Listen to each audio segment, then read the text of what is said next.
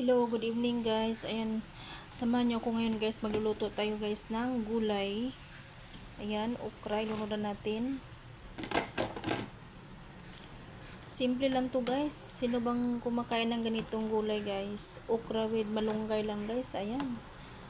Sibuyas, luya at tanglad lang. Okay na guys.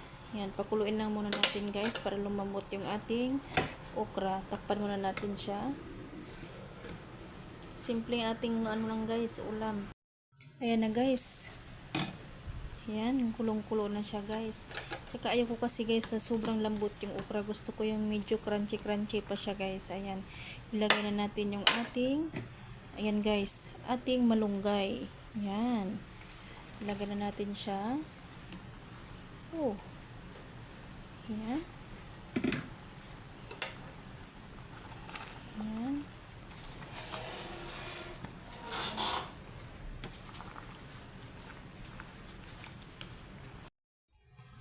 Guys, luto na yung ating gulay guys. Sobrang sarap ito guys. Simple lang. O comment lang kayo dyan kung sino yung kumakain ng ganitong klaseng gulay. Yan. Luto na to guys. Patayin na natin para hindi siya ma-overcook yung ating malunggay. Ayan. Bye bye. God bless.